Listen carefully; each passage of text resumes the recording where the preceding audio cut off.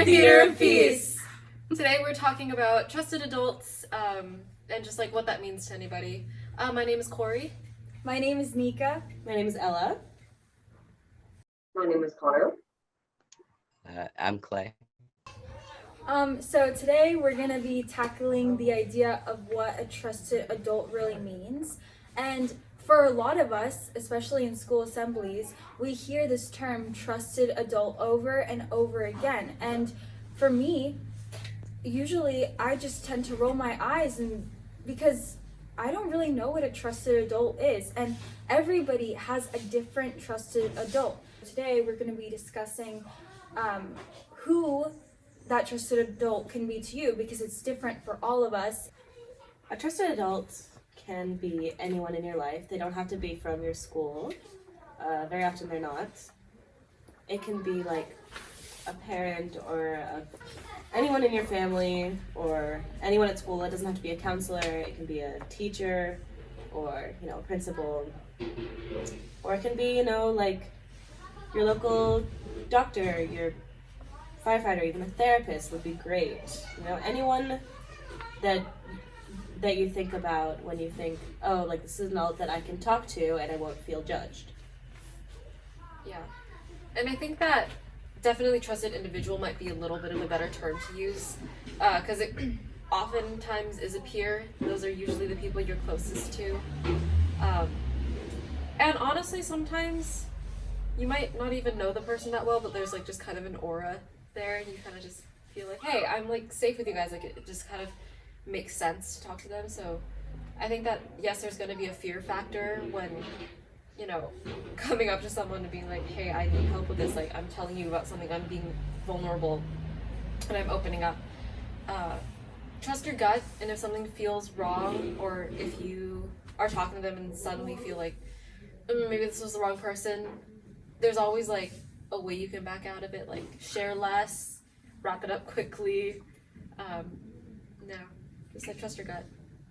Definitely with like a trusted adult. I think a lot of the time they say adult because it's usually the reason that you would go to someone is usually because you don't feel comfortable doing something about it yourself. Or a lot of the time if it's like bullying happening at school, you would usually talk to a teacher or someone like that because they can help to stop it. So usually a trusted adult is someone that will listen to you and care about what you're saying and care about you, but also have the ability to do something that you don't have access to. So I think a lot of the time it could be a teacher, or it could be someone, if it's at school, like a principal or someone or a counselor. But if it's not, and if it's like, and if personally, like you don't trust your school office, which is really common, or if you don't trust that certain facility, then yeah, definitely talk to a parent. Or I have a lot of friends that are queer and want to like talk about it and stuff, but they cannot talk to their parents about it because their parents will like kick them out of the house or are like really homophobic and just will not accept them. And it's really scary, even if they think that their parents might.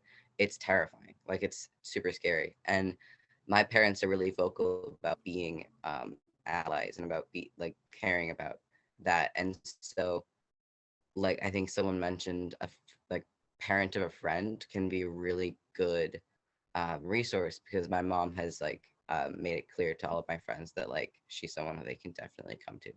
So whether it's for support or if you're trying to get something to stop, I think a lot of the time it can be an adult rather than a peer that is someone that you could turn to. Yeah, like if you don't feel comfortable talking to your own parents, if you have that one friend who you're just like jealous of because they have awesome parents, you can go to them and they could be a really good resource. Connor also looked like he had something to say. It can also sometimes be somebody who should at least be a trusted adult, who is the one doing the bullying. For example, in sixth grade, I had a continuous encounter with a sixth grade teacher.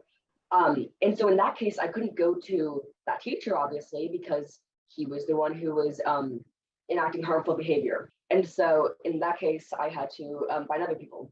And in that case, actually, I did end up going to a different teacher. But I mean, it's important to remember that unfortunately, not all trusted adults are going to hold that title. And so it's important to remember that you can go to anybody, you can go to your good friends. And I often do when I'm being bullied or something, because they often have connections, for example. So I think it's important to remember that it's really a trusted individual rather than trusted adult. And that's because the quote unquote trusted adults can be the ones who are doing the bullying. Yeah. Oh. Go ahead. Kind of piggybacking off of like knowing who to talk to. If you are that person, that trusted individual, I think that's also a really important conversation to have. Like, if someone comes to you with something kind of, if they're opening themselves up, if they're being vulnerable and sharing something that is pretty sensitive, you need to keep confidentiality.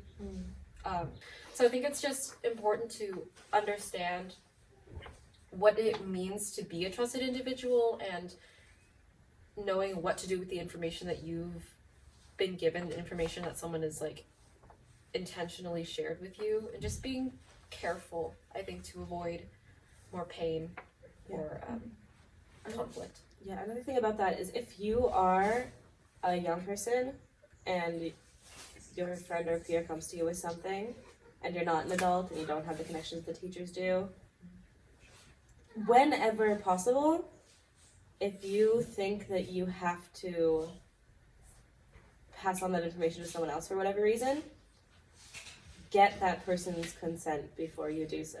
Definitely. Yeah, when a person needs help and you know that they're not in a good state, where that person might get hurt or might get like hurt themselves, it's really important that you do share that information with somebody who you feel is a trusted adult, because they will probably be able to do something to help that person. Yeah. Clay? I definitely agree. This is kind of a more like serious note, but there are certain people that are what's considered mandatory reporters. So if a child usually comes up and tells them that they're being abused or something's going on at home where that person suspects that, then they have to contact certain people. So if one of your friends talks to you about that, or if you're looking for someone to talk about that, mandatory reporters are anyone that works in the job with kids. If you're ever like struggling with something like that and you don't know where to go, if you mention that to someone, then they can help you. And they're, even if you're worried that they won't, if like we mentioned, sometimes adults can be the bullies, or if you are just not really trusting of your school or whatever facility that is, if you have no one else, anyone there is required by law to reach out to either the police or protective service. Clay raises a very good point about mandated reporters. Mandated reporters can be a great resource if you are in need of police intervention, or if you or if you know that your parents are good people to know about what is going on. However, it is important, especially if you are a minor, to be wary of mandated reporters. It is important to know who is a mandated reporter and what mandated reporter laws look like in your state before you go talk to people, because it can end up you can end up in a situation that you did not want to be in. That I had a situation like this, I'm not going to get into details, but where your parents know something that they shouldn't have known, and it can blow up a little bit. So that's the thing. Mandated reporters can be a very good resource until they're not. And so make sure you know what you're doing when you go to a mandated reporter. Yeah. Also, it's important to know about your school counselor or school psychologist, because in my experience, when I told certain people, certain adults at my school, about what happened, like in a certain situation, I received no help. And I've heard from other people that when they do go to a school psychologist or a school counselor, they put trusted information out to them, hoping that it will be kept in between them, but it's not. For some of you guys, maybe you might have a really great school counselor or psychologist that is like very well known and trusted by certain peers at your school, but some psychologists are just, they tell other students, they tell other teachers, and word gets And they spread. call home. Yeah, and they call home too, which sometimes is not a really good thing. Well, all these other resources that you guys have mentioned are absolutely phenomenal, and definitely use them. I think that what a lot of people forget in scenarios, and I've certainly forgotten in many scenarios, is that I do have friends that I can talk to, especially when it's, as I said, related to a school matter, because they are more familiar with the situation than most people might be, including your school counselor. I mean, I can think of several times that my friends have quite literally saved my life when I just confided in them about something that's happening. If you have good friends, it's important to remember that you can confide in them. And as long as they're good friends, they will probably help you. And as I said, it's helped me. It's quite literally saved my life before. And I just do want to mention we will have a separate video on what a true friend is, so make sure to check that out. Yeah, transitioning kind of back into, like, Connor kind of helped with this, into peers as your trusted people. I think that if you are struggling with something, I think sometimes taking a minute to just observe for a little bit, sometimes you'll find someone who's in a similar situation or is struggling with something similar. It might not be in like the same exact circumstances, but going up to them being like, hey, I feel like I don't know if you're struggling with this, but I am. And obviously, like, if you're not comfortable sharing, or you're, mentally overloaded right now and you can't handle someone else's baggage, like, feel free to say no. But, like, we seem to be struggling with something similar. Like, I wondered if you want to talk about it, or just kind of be together in this and support each other while we go through something kind of similar. And I think that could be like a really great way to not only support someone else, but also find a way to help yourself. I have something to add to that. That absolutely you need to make sure that your friends are mentally able to take on what you have to tell them. Don't just say it right at the gate. Overventing is not good. Give a warning. Say, I'm going to talk about this topic. Is that okay right now? Yeah. And if someone's confiding in you, also ask if they want just like listening time or advice. That can Is this save a listening problem or a solving problem? That can save a lot Yes. of issues. If you guys know what a support group is, it is usually a group of people. It's like you meet every once in a while to discuss and just like be together in a common struggle. And that can be, it's called the support group for a reason, to help support you and know that you're not alone. It's important to be private and safe about this, but if you can go online and search up, what I did actually just the other night is poems about your specific circumstance and something like that, because even though you might not personally know anybody, and there might not be anybody near you that has gone through the same thing, people online certainly have. Like, it's incredibly rare for you to have gone through an entirely brand new scenario that has never happened in the history of human life. And a lot of people will post things, and they can often be beautiful, and it can help you feel not so alone, of course. Especially when, like, as I said, it's been about 3 years since this happened, and I still haven't found anyone in person that has gone through the same thing.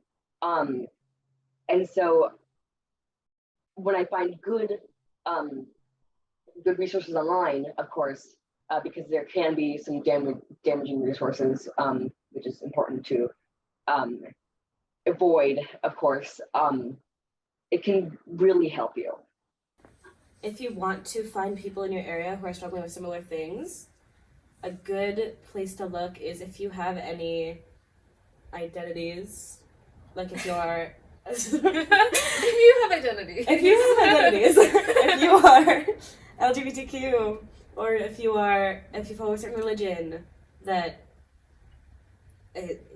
whatever, that there's a community of in your area, or if you are part of a certain, racial minority, you can find there are definitely support groups either in your area or online dedicated to those things, and chances are those are the people that will be struggling with similar things that you are.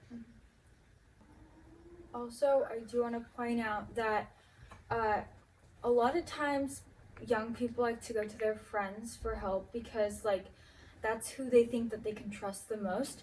But a lot of the times going to a trusted adult too, let's say one of your coaches, a religious figure, maybe a pastor, a priest, or somebody that you think you can trust, or again a teacher, a former teacher that you had that you really feel like you can trust, put your trust into. That's also good because they've had a lot more life experiences than some of your friends. So my big piece of advice is that sometimes you can feel embarrassed going to an older person because you feel like you'll be judged. But if you trust that person, just know that they probably have been through a similar thing at least once in their life. And if they haven't, they'll find definitely experiences that were close to that. So they've all been your age before. Yeah, they've so it's important to know that. I would probably recommend an adult more than, well, I mean, it depends on the situation, of course, but just because of how serious and how detrimental to someone's health it can be, I would recommend going to an adult rather than a friend for certain situations. Definitely not all of them. But because, and I think Connor mentioned, when you're talking to your friends, definitely make sure that they're in a place that they can handle it, because especially with being a teenager and being at around our ages, you are focusing on so many things and you're going through so many changes and so many different things that are happening in your life that you are completely new to, or are just really impactful, and a lot of things to think about. And with someone with experience of having a friend talk to them, and where I was very open to talking with them, but it was a lot of news that I was like, whoa, this is I didn't know this was happening. And I was worried for them, and I cared a lot about them. I care a lot about them now, but it's because if that friend isn't open to you going to an adult about something that they're telling you, that can be a very difficult situation, because the only thing that you can think about doing to help them is by going into an adult, but they're too afraid to do that, and they don't want anyone else to know. So that's a very hard situation, and that's a situation that a lot of people, a lot of people go through and are in that part, and they might have advice for you, which goes back to support groups and finding people that are in your boat. And I think a lot of the times adults and teachers can have that knowledge because they have a lot of life experiences that you don't, and they've gone through a lot of things that you might be surprised to hear that you have some things in common. Personally, my mom has become friends with one of my old middle school teachers, and so he was over the other day and we were having a conversation, and I was like, I didn't know all of these things about his life that we were talking about, and it was really oh my gosh, this is an actual person, not just my sixth grade teacher. It's there's a lot of things about people that you don't know from just seeing them and just having them for a class every day. It's surprising, but they might be a lot more empathetic than you think that they will be. Sometimes you're going to tell someone about your struggles, about bullying, whatever is happening to you. Sometimes they won't do anything about it, and that is out of your control. But there's always going to be somebody else that will listen, that will help, that will ask you ways that they can help that will benefit you. And I think that's good. Basically, our main points are that there's so many resources and so many people that do care for you, and you just have to find the right one. Everybody has a different trusted individual, and it's important to find that person because they will help you. No matter what, you do not have no one. So, And always tune into your needs. With that, thank you so much for being here with us. We hope you take any of this out into the world with you today. Have a good rest of your day. bye. Bye.